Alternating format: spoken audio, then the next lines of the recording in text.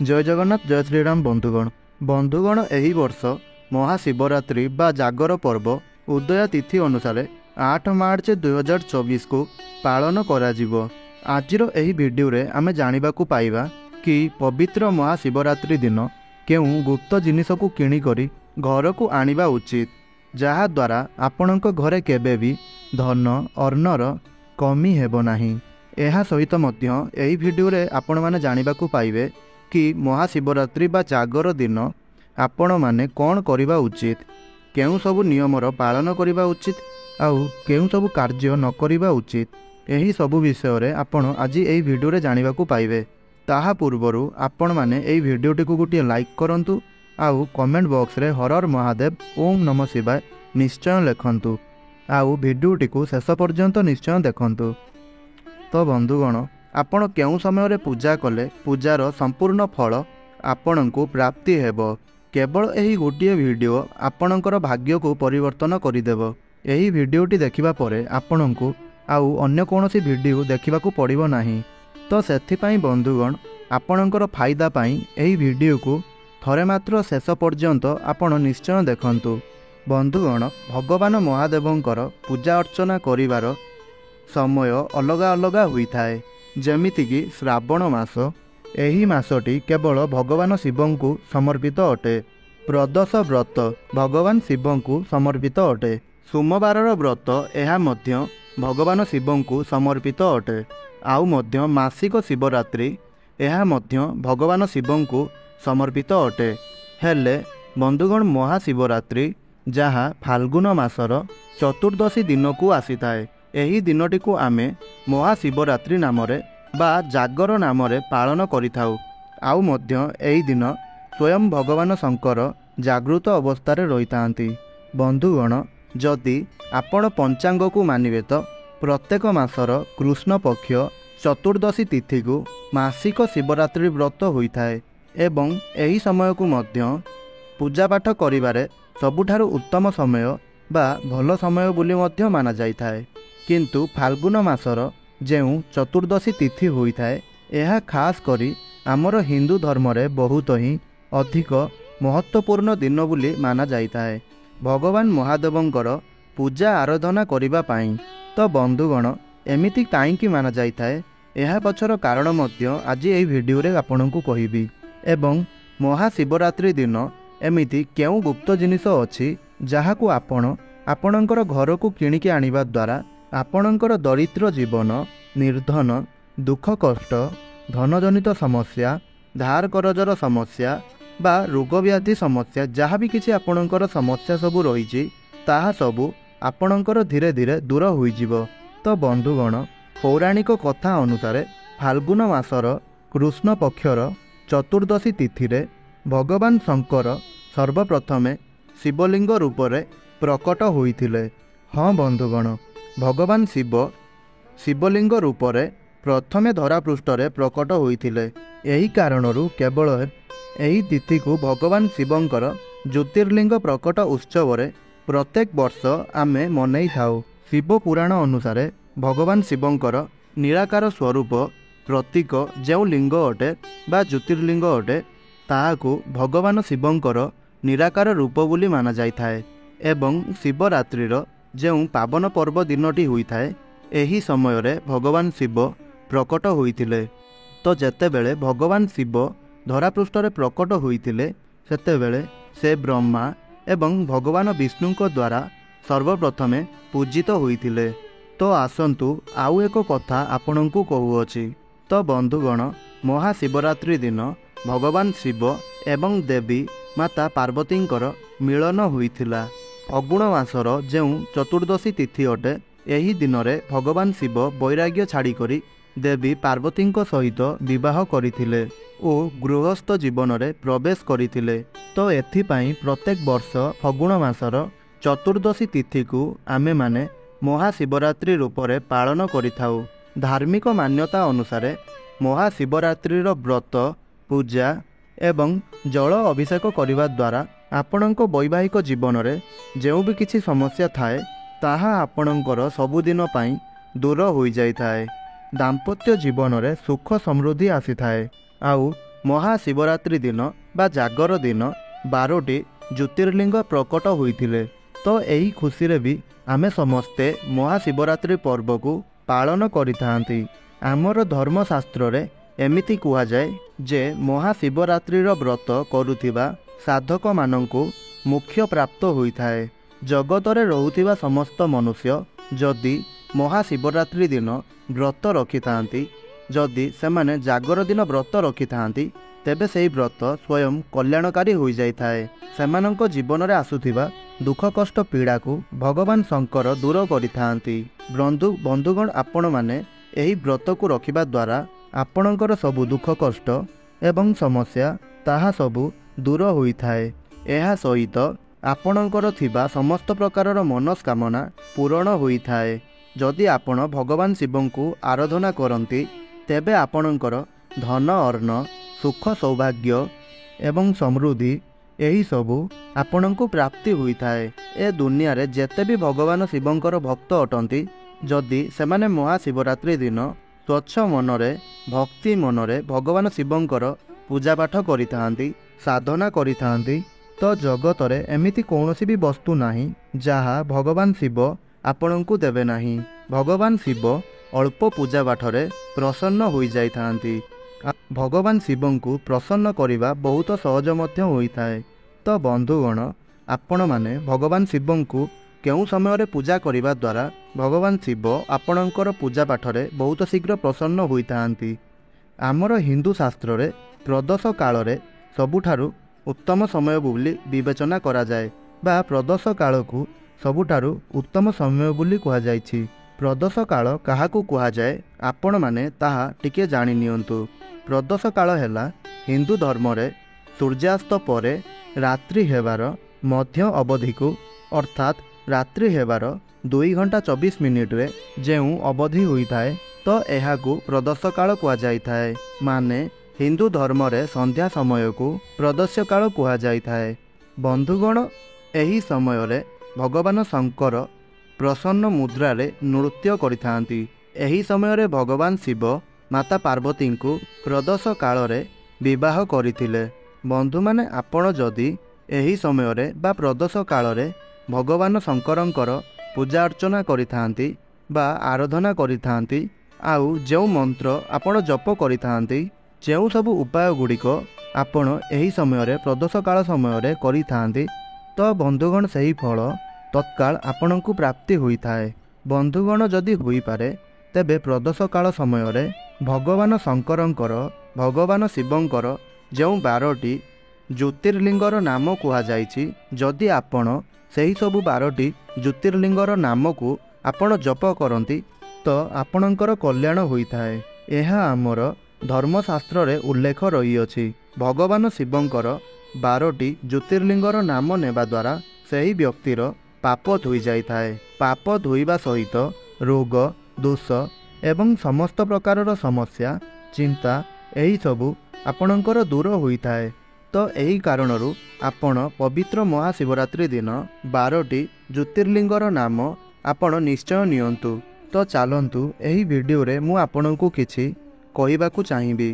शिवलिंग उपरे आपण कौन चढ़ाइबा उचित नुहे, ताहा महाशिवरात्रि दिन हेउ बा जेकोसी भी सोमवार व्रत हेउ बा जेबे भी आपण भगवान शिवंक मंदिर को पूजा अर्चना करिबा पई जाउछंती, सेही सबु दिन रे मध्य हेउ आपण एही सबु वस्तु बा एही सबु जिनिस केबे भी शिवलिंग उपरे चढ़ाइबा उचित नुहे, जहा द्वारा आपणक जीवन रे दुर्भाग्य आसीथाए। आउ एही सबु जिनिस आपण शिवलिंग रे चढ़ाइबा द्वारा आपणकर समस्या केबे भी दूर होई न थाए। देखंतु, शिवलिंग रे चढ़ाइबा पई आमे समस्ते महाशिवरात्रि दिन श्रावण मासरे बा सोमवार व्रतरे आपण भगवान शिवं को प्रसन्न करिबा पई किछि ना किछि आपण निश्चय चढ़ाई थांती। किंतु बंधुगण, एमिति किछि जिनिस अछि जाहाकू शिवलिंग रे चढ़ेइबाकू वर्जित माना जाइथाए। जेपरिकी आपण शिवलिंग उपरे भूल रे भी मध्य तुलसी पत्र चढ़ांतु नाही। एहा पछर कारण मध्य मु आपणको कहि देउछि। कारण तुलसी माता एवं भगवान शिव एही दुई जनकर घोर शत्रुता अटे। काहींकिना माता तुलसींकर पति को भगवान शंकर बद्ध करथिले। तो एही कारणरू ତୁଳସୀ ମାତା ସର୍ବଦା ରୁଷ୍ଟ ହୋଇଥାନ୍ତି। ତ ଏଥିପାଇଁ ତୁଳସୀ ଭଗବାନ ଶିବଙ୍କ ପୂଜାରେ ଚଢ଼ାଯାଇ ନଥାଏ ବା ତୁଳସୀ ଶିବଲିଙ୍ଗ ଉପରେ ଚଢ଼ାଯାଇ ନଥାଏ। ଆଉ ମଧ୍ୟ ଶିବଲିଙ୍ଗ ଉପରେ ପ୍ୟାକେଟ୍ ବାଲା ଦୁଗ୍ଧ ଜମାରୁ ବି ଚଢ଼ାନ୍ତୁ ନାହିଁ। ଅନେକ ଲୋକମାନେ କ'ଣ କରିଥାନ୍ତି ନା, ଯେଉଁମାନେ ସହରରେ ବାସ କରନ୍ତି ସେମାନେ ପକେଟ୍ ବାଲା ଦୁଗ୍ଧ ଆଣିକରି ଭଗବାନ ଶଙ୍କରଙ୍କୁ ଅର୍ପଣ କରିଥାନ୍ତି। ଏମିତି କରିବା ଉଚିତ ହୋଇନଥାଏ। ଏହିପରି କରିବା ଦ୍ୱାରା ବା ପକେଟ୍ ବାଲା ଦୁଗ୍ଧ ଭଗବାନ ଶିବଙ୍କୁ ଅର୍ପଣ କରିବା ଦ୍ୱାରା ଆପଣ ପାପର ଭାଗିଦାର ମଧ୍ୟ ହୋଇପାରନ୍ତି।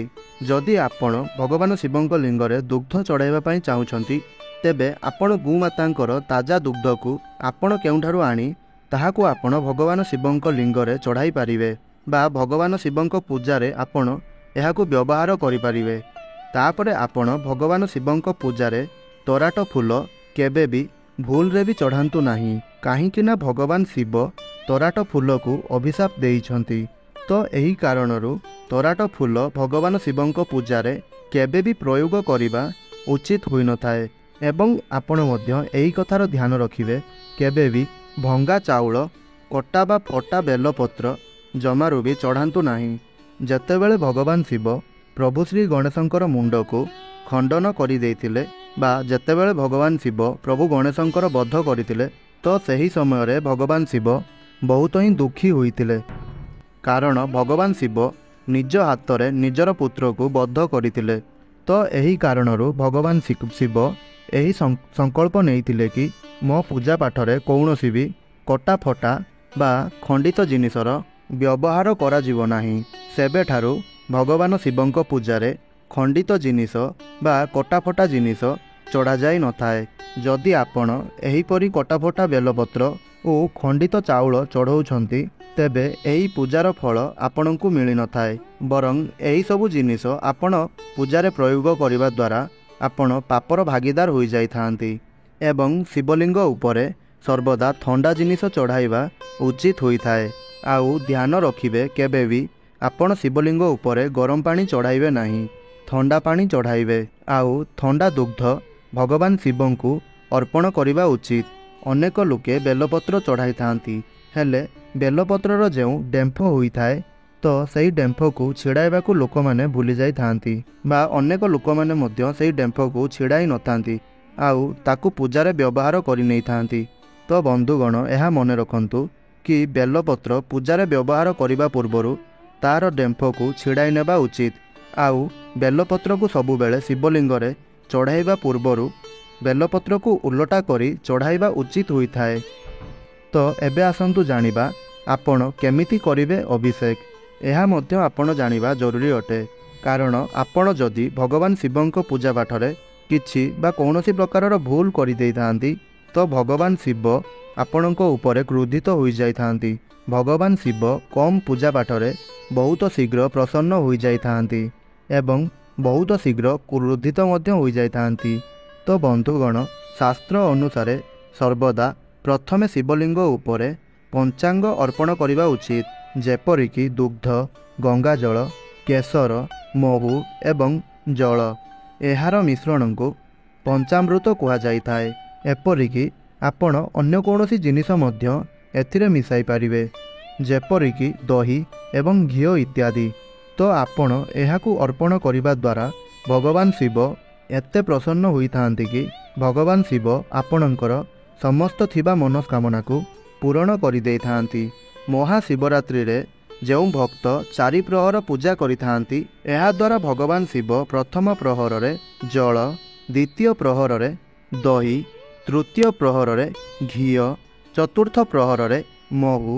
ଯଦି ଆପଣ ଏହାକୁ ଅଭିଷେକ କରିଥାନ୍ତି, ତ ଆପଣଙ୍କର ଥିବା ସବୁ କଷ୍ଟକୁ ଭଗବାନ ଶିବ ଗୋଟିଏ ଦିନରେ ହରଣ କରିନେଇଥାନ୍ତି। ଏବଂ ଏହି ଦିନରେ ଆପଣଙ୍କୁ ଭାଙ୍ଗ ଦ୍ୱାରା ଭଗବାନ ଶିବଙ୍କୁ ପୂଜା ନିଶ୍ଚୟ କରିବା ଉଚିତ ହୋଇଥାଏ। ଆପଣ ଏହି ଦିନ ବା ମହାଶିବରାତ୍ରି ଦିନ, ଜାଗର ଦିନ ଚେଷ୍ଟା କରନ୍ତୁ କି ଭଗବାନ ଶିବଙ୍କୁ ଭାଙ୍ଗ ନିଶ୍ଚୟ ଚଢ଼ାଇବା ପାଇଁ। ଏହାଦ୍ୱାରା ଭଗବାନ ଶଙ୍କର ଆପଣଙ୍କ ଉପରେ ବହୁତ ହିଁ ପ୍ରସନ୍ନ ହୋଇଥାନ୍ତି। ଏହାପରେ ଯେଉଁ ବି ବ୍ୟକ୍ତି ଭଗବାନ ଶିବଙ୍କ ପୂଜାରେ ଦୁବ ଚଢ଼ାଇଥାନ୍ତି ବା ଦୁବ ଅର୍ପଣ କରିଥାନ୍ତି, ତେବେ ଆପଣଙ୍କ ଉପରେ ଭଗବାନ ଶିବ बा आपणଙ୍କ पूजारे भगवान शिव बहुत प्रसन्न होइथांती। देखंतु दुब तो भगवान गणेशଙ୍କ पूजारे लागिथाए, हेले जदि आपण भगवान शिवଙ୍କ पूजारे दुब को अर्पण करिथांती तेबे आपणଙ୍କ उपरे भगवान शिव बहुत प्रसन्न होइथांती। भगवान शिवଙ୍କ पूजारे आपण दुब चढ़ाइबा द्वारा बा दुब अर्पण करिबा द्वारा आपणଙ୍କର भय दूर होइथाए।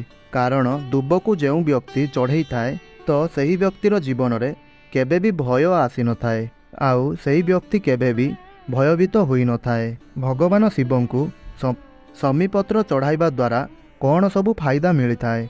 तो बंधुगण, जदि आपण समीपत्र शिवलिंग उपरे चढ़ाई दियंती, गंगा जल चढ़ाइबा परे समीपत्र जदि आपण चढ़ाई थांती, एहा द्वारा आपणकर थिबा समस्त मनस्कामना पूरण होई थाए। आउ जदि आपण दुदुरा चढ़ाइबे तो एहा द्वारा आपणकु कौन फल मिली थाए?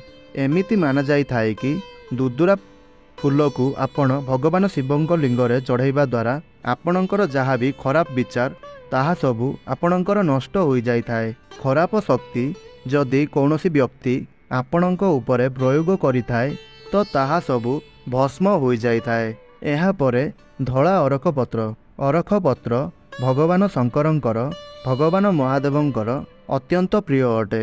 जेउ प्रकार रे तुलसी पत्र भगवान श्रीहरि विष्णु को प्रिय अटे, तो सेहीपरि बंधुगण अरख पत्र भगवान शंकरंकर अत्यंत प्रिय होइथाए एवं एहा मध्य भगवान गणेशंकर अत्यंत प्रिय होइथाए। जदि आपणकर कौनसी विशेष मनस्कामना अछि बा आपणଙ୍କ जीवन रे कौनसी समस्या आसुअछि, ताहा जेकोसी प्रकार समस्या हेउ, ताहा धनजनित समस्या हो बा आपणकर पारिवारिक जनित कौनसी समस्या हेउ, तो आपण भगवान शंकरंकु अरख पत्र 12टी चढ़ातु। एहा द्वारा आपणଙ୍କ उपरे भगवान शिव अत्यंत प्रसन्न होइथांती एवं आपणଙ୍କ जीवन रे चालुतिबा समस्त दुख कष्ट को भगवान शंकर दूर करिथांती। एहा परे हेउछि अस्वस्थ पत्र। तो बंधुगण, अस्वस्थ पत्र मध्य भगवान शंकरंकु चढ़ा जाई थाए। तो एहाकु आपण भगवान शंकरंक पूजारे केमिति चढ़ाइबे? जेमिति अस्वस्थ पत्र भगवान हनुमानंकु चढ़ा जाई थाए, तो ठीक सही परी भगवान शंकरंकु अस्वस्थ पत्र चढ़ा जाई थाए। किंतु बंधुगण, भगवान शंकरंकु अस्वस्थ पत्र चढ़ाइबा पूर्वरु सही पत्र रे आपण श्रीराम लेखिकरी भगवान शंकरंकु चढ़ाई दियंतु। आपण जेते पत्र पारिबे ताहा आपण चढ़ाई पारिबे। आउ हाँ, सही अस्वस्थ पत्र रे आपण हलदिया चंदन रे श्रीराम लेखिबे। किंतु समस्त पत्र रे आपण श्रीराम लेखिकरी भगवान शिवଙ୍କ लिंगरे चढ़ातु। एहा परे आसंतु जानिबा महाशिवरात्रि दिन केउ सबु जिनिस किणिकरी आपण आपणकर घर को आनिबा उचित, जहा द्वारा आपणकर आउ आपणक परिवारर अधिकरु अधिक उन्नति होई थाए। पूरा विश्वासर सहित आपण भगवान शिवଙ୍କୁ विश्वास करी आपण महाशिवरात्रि दिन बा जागर दिन एही सबु जिनिस को निश्चय निजर घर को किणिकरी आणंतु। आपणकु निश्चिंत शुभफल प्राप्ति हेबो, आउ आपण जीवन रे अधिकरु अधिक उन्नति करिवे। महाशिवरात्रि दिन आपण स्फटिकर शिवलिंग आपण आपणकर घर को किणिकरी आणंतु। जेउ स्फटिक शिवलिंग अटे, तो बंधुगण एहाकु बहुत उत्तम शिवलिंग बोली कुहा जाई थाए। जेमिति कि आमे घर को स्फटिक त्रिकोण नहीं आसी थाउ, स्फटिक माला मध्य आमे पिंधि थाउ, आउ स्फटिक माता लक्ष्मी को मध्य समर्पित होई थाए। तो ठीक सही परी एही स्फटिक शिवलिंग एही शिवरात्रि रे बा जागर रे आपण निजर घर को किणिकरी नहीं आसंतु एवं एहाकु कौनसी भी शिव मंदिर जाई आउ एही स्फटिक शिवलिंग को नहीं भगवान शिवଙ୍କ मंदिर रे थिबा भगवान शिवଙ୍କ लिंगरे छुआई ताहाकु निजर घर को नहीं आसंतु। आउ एहाकु नहीं आपण आपणकर घरे पूजा घरे स्थापित करि दियंतु। एहा सबु बेले जागृत अवस्थारे रहिबो। कौनसी भी मंदिर को जाई कौनसी भी शिवलिंग रे आपण एहाकु नहीं छुआई कि नहीं आसंतु। एहा बा स्फटिक शिवलिंग जागृत अवस्था को आसी जाई थाए। एही स्फटिक शिवलिंग जेउ घरे थाए, तो बंधुगण आपण एहा मने रखंतु, सेही घरे केबे भी धन अन्नर कमी होई न थाए। कौनसी भी प्रकारर भौतिक सुखर कम होई न थाए। एहा परे हेउछि ଚାନ୍ଦିର ବେଲପତ୍ର। ଚାନ୍ଦିର ବେଲପତ୍ର ଆପଣ ଏବେଠାରୁ ଅର୍ଡ଼ର ଦେଇ ବନାଇ ଦିଅନ୍ତୁ। ଏହାକୁ ଆପଣ ଯଦି ମହାଶିବରାତ୍ରି ଦିନ ନିଜର ଘରକୁ ଆଣିଥାନ୍ତି, ଏହା ଆପଣଙ୍କର ଭାଗ୍ୟକୁ ତତ୍କାଳ ବଦଳାଇ ଦେଇଥାଏ। ଏହାର ପଛର କାରଣ ମଧ୍ୟ କହୁଅଛି। ଦେଖନ୍ତୁ ବନ୍ଧୁଗଣ, ବେଲପତ୍ର ଭଗବାନ ଶଙ୍କରଙ୍କୁ ଅତ୍ୟନ୍ତ ପ୍ରିୟ ହୋଇଥାଏ। ଆଉ ମଧ୍ୟ ବେଲପତ୍ରକୁ ମାତା ପାର୍ବତୀଙ୍କର ସ୍ୱରୂପ ବୋଲି କୁହାଯାଇଥାଏ। ତ ବନ୍ଧୁଗଣ, ବେଲପତ୍ର ଯେଉଁ ଘରେ ରହିଥାଏ, ସେହି ଘରେ ଭଗବାନ ଶଙ୍କରଙ୍କର, ମାତା ପାର୍ବତୀଙ୍କର ତଥା ଶକ୍ତି ଏବଂ ଶିବ ଏହି ଦୁଇ ଜଣଙ୍କର କୃପା ପ୍ରାପ୍ତି ହୋଇଥାଏ। ଯେଉଁ ଜାଗାରେ ଶକ୍ତି ଏବଂ ଶିବ ବସିଥାନ୍ତି, ତ ବନ୍ଧୁଗଣ ସେହି ସ୍ଥାନ ତୀର୍ଥ ସ୍ଥାନ ପରି ହୋଇଯାଇଥାଏ। ଆଉ ଏହାଦ୍ୱାରା ମଧ୍ୟ ସମସ୍ତ ଭୌତିକ ସୁଖ ଆପଣଙ୍କୁ ପ୍ରାପ୍ତି ହୋଇଥାଏ। ଯଦି ଆପଣ ଚାହିଁବେ, ମହାଶିବରାତ୍ରି ଦିନ ଚାନ୍ଦିର ବେଲପତ୍ର କିଣିକରି ଆଣନ୍ତୁ ଏବଂ ଏହାକୁ ଶିବରାତ୍ରି ଦିନ ଶିବଲିଙ୍ଗରେ ଛୁଆଇକି ଆଣନ୍ତୁ। ଏହା ଜାଗୃତ ହୋଇଯିବ। ଆଉ ଜାଗୃତ ଜିନିଷ ସବୁବେଳେ ହିଁ ଫଳ ପ୍ରଦାନ କରିଥାଏ। ଏହାପରେ ହେଉଛି ନାଗନାଗୁଣୀ ଯୋଡ଼ି। ଦେଖନ୍ତୁ, ଯଦି ଆପଣଙ୍କ ଜୀବନରେ କୌଣସି ବି ଦୋଷ ଲାଗିଅଛି, ଯେପରିକି କାଳସର୍ପ ଦୋଷ, ଶନି ଦୋଷ, ରାହୁ ଦୋଷ, ପିତୃଦୋଷ ବା ଆପଣଙ୍କର କୌଣସି ବି ପ୍ରକାରର ଦୋଷ ହେଉ, ଯାହା ଫଳରେ ଆପଣଙ୍କର ଆଧ୍ୟାତ୍ମିକ ଉନ୍ନତି ହୋଇପାରୁନାହିଁ, ଆଉ ଆପଣ ଜୀବନରେ କେବେ ବି ଉନ୍ନତି କରିପାରୁନାହାନ୍ତି, ତ ବନ୍ଧୁଗଣ, ନାଗନାଗୁଣୀ ଯୋଡ଼ି ମହାଶିବରାତ୍ରିର ପାବନ ପର୍ବରେ ଆପଣ ତାହାକୁ କିଣିକରି ନିଜର ଘରକୁ ନେଇ ଆସନ୍ତୁ। ଏହାକୁ ଆପଣ ଶିବଲିଙ୍ଗରେ ରାତ୍ରି 12ଟା ସମୟରେ ଛୁଆଇବାକୁ ପଡ଼ିବ। ଏହା ଜାଗୃତ ଅବସ୍ଥାକୁ ଆସିଯାଇଥାନ୍ତି। ଆଉ ଆପଣ ମଧ୍ୟ ମହାଶିବରାତ୍ରି ଦିନ ଏହାକୁ କୌଣସି ବି ସମୟରେ ଶିବଲିଙ୍ଗରେ ଛୁଆଇକି ଆଣିପାରିବେ। କିନ୍ତୁ ରାତ୍ରି ସମୟରେ ଏହି କାର୍ଯ୍ୟକୁ କରିବା ଉଚିତ ହୋଇଥାଏ। ଶିବରାତ୍ରିର ମାନେ ହେଉଛି ରାତ୍ରି ସମୟରେ ଏହାର ମହତ୍ତ୍ୱ ବଢ଼ିଥାଏ। ତ ବନ୍ଧୁଗଣ, ନାଗନାଗୁଣୀର ଚୂଡ଼ାକୁ ଆପଣ ମହାଶିବରାତ୍ରି ଦିନ ଶିବଲିଙ୍ଗରେ ଛୁଆଇଁ କରି ନେଇ ଆସନ୍ତୁ ଏବଂ ଏହି ନାଗନାଗୁଣୀର ଚୂଡ଼ାକୁ ନେଇ ଆପଣ ଆପଣଙ୍କର ଠାକୁର ଘରେ ବା ଆପଣ ଆପଣଙ୍କର ଘରର ପୂଜା ଘରେ ସ୍ଥାପନ କରିଦିଅନ୍ତୁ। ଏହା ଆପଣଙ୍କୁ ସମସ୍ତ ପ୍ରକାରର ଦୋଷରୁ ବଞ୍ଚାଇଥାଏ। ଯଦି ଆପଣଙ୍କର ବାସ୍ତୁ ଦୋଷ ଥାଏ, ଘରେ କଳି ଝଗଡ଼ା ସର୍ବଦା ହେଉଥାଏ, କାଳସର୍ପ ଦୋଷ ଥାଏ, ଏହା ଆପଣଙ୍କୁ ଏହି ସମସ୍ତ ଦୋଷରୁ ବଞ୍ଚାଇଥାଏ। ଆପଣ ଯଦି ଚାହିଁବେ, ଏହି ଦିନ ତ୍ରିଶୂଳ ଘରକୁ କିଣିକରି ଆଣିପାରିବେ। ତ୍ରିଶୂଳକୁ ଶିବଲିଙ୍ଗରେ ଛୁଆଇକି ଯଦି ସେହି ତ୍ରିଶୂଳକୁ ଆପଣ ଆପଣଙ୍କର ଘରେ ରଖନ୍ତି, ତ ବନ୍ଧୁଗଣ, ଏହା ଆପଣଙ୍କର ଶତ୍ରୁମାନଙ୍କୁ ନାଶ କରିଥାଏ। ଆପଣଙ୍କୁ ଆପଣଙ୍କର ଶତ୍ରୁମାନଙ୍କ ଠାରୁ ସୁରକ୍ଷା ପ୍ରଦାନ କରିଥାଏ। ଆଉ ଯଦି ଆପଣ ମହାଶିବରାତ୍ରି ଦିନ ଆପଣଙ୍କର ଘରକୁ ଡମ୍ବୁରୁ କିଣିକରି ଆଣିଥାନ୍ତି ଏବଂ ଏହାକୁ ଆପଣ ଆପଣଙ୍କର ଘରେ ସ୍ଥାପିତ କରିଥାନ୍ତି, ତ ବନ୍ଧୁଗଣ, ଏହାଦ୍ୱାରା ଆପଣଙ୍କୁ ଭଗବାନ ଶିବଙ୍କର କୃପା ପ୍ରାପ୍ତି ହୋଇଥାଏ। ଆଉ ଯଦି ଆପଣ ଚାହିଁବେ, ଏହି ଦିନ ବା ମହାଶିବରାତ୍ରି ଦିନ ଜାଗର ଦିନ ନନ୍ଦୀ ମହାରାଜଙ୍କର କୃପା ପ୍ରାପ୍ତି କରିବା ପାଇଁ ଏକ ନନ୍ଦୀ ମହାରାଜଙ୍କର ମୂର୍ତ୍ତି ଘରକୁ ଆଣିପାରିବେ। ନନ୍ଦୀ ମହାରାଜଙ୍କର ମୂର୍ତ୍ତିକୁ ଘରକୁ ଆଣିଲେ ଭଗବାନ ଭୋଳାନାଥ ବହୁତ ହିଁ ପ୍ରସନ୍ନ ହୋଇଥାନ୍ତି। ନନ୍ଦୀ କୌଣସି ସାଧାରଣ ନୁହେଁ, ଭଗବାନ ଶିବଙ୍କର ସ୍ୱୟଂ ଆତ୍ମା ସ୍ୱରୂପ ହୋଇଥାନ୍ତି। ଆପଣ ଯଦି ଚାହିଁବେ, ନୂଆ ଶିବଲିଙ୍ଗ ମଧ୍ୟ କିଣିକି ଆଣିପାରିବେ, କିନ୍ତୁ ଗୋଟିଏ ଆଙ୍ଗୁଠି ବରାବର ଶିବଲିଙ୍ଗକୁ କିଣିକି ଆଣିବାକୁ ପଡ଼ିବ। ଘରେ ଯେଉଁ ଶିବଲିଙ୍ଗ ସ୍ଥାପିତ କରାଯାଇଥାଏ, ତାହା ଆଙ୍ଗୁଠି ବରାବର ଶିବଲିଙ୍ଗ ହେବା ଉଚିତ ହୋଇଥାଏ ବା ଆବଶ୍ୟକ ହୋଇଥାଏ। ଆପଣ ଏହାକୁ ଆଣି ପୂଜା କରନ୍ତୁ। ଏହା ଆପଣଙ୍କୁ ସମସ୍ତ ପ୍ରକାରର ରୋଗ ବ୍ୟାଧିରୁ ଆପଣଙ୍କୁ ବଞ୍ଚେଇଥାଏ। ସମସ୍ତ ଦୁଃଖ କଷ୍ଟ ଆପଣଙ୍କର ସମାପ୍ତ ହୋଇଯାଇଥାଏ। ତ ଏହା ଥିଲା ମହାଶିବରାତ୍ରିକୁ ନେଇ ସମ୍ପୂର୍ଣ୍ଣ ତଥ୍ୟ। ତ ବନ୍ଧୁଗଣ, ଯଦି ଏହି ଭିଡ଼ିଓଟି ଆପଣଙ୍କୁ ଭଲ ଲାଗିଥାଏ, ତେବେ ଭିଡ଼ିଓଟିକୁ ଲାଇକ୍ କରନ୍ତୁ ଏବଂ ଭକ୍ତିର ସହ କମେଣ୍ଟ ବକ୍ସରେ ଓମ୍ ନମଃ ଶିବାୟ, ହର ହର ମହାଦେବ ନିଶ୍ଚୟ ଲେଖନ୍ତୁ। ଆଉ ଏହି ଭିଡ଼ିଓଟିକୁ ଆପଣ ଆପଣଙ୍କର ବନ୍ଧୁବାନ୍ଧବ, ସାଙ୍ଗସାଥି, ପରିବାରବର୍ଗଙ୍କ ସହ ନିଶ୍ଚୟ ସେୟାର କରନ୍ତୁ, ଯାହାଫଳରେ ସେମାନେ ମଧ୍ୟ ଏହି ଭିଡ଼ିଓର ସମ୍ପୂର୍ଣ୍ଣ ଫାଇଦା ଉଠାଇ ପାରିବେ। ଆଉ ମହାଶିବରାତ୍ରିର କ'ଣ ସବୁ ନିୟମ ରହିଛି ତାହା ମଧ୍ୟ ଜାଣିପାରିବେ।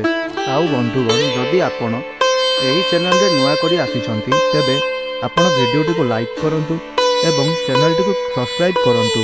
ଆଉ ପାଖରେ ଥିବା ବେଲ୍ର ଆଇକନ୍କୁ ଦବାଇ ଅଲ୍ରେ ସିଲେକ୍ଟ କରନ୍ତୁ, ଯାହାଫଳରେ ଆପଣଙ୍କ ପାଖରେ ପ୍ରତିଦିନ ଏହିପରି ଭିଡ଼ିଓ ପହଞ୍ଚିପାରିବ। ଧନ୍ୟବାଦ। ଜୟ ଶ୍ରୀରାମ, ଜୟ ଜଗନ୍ନାଥ।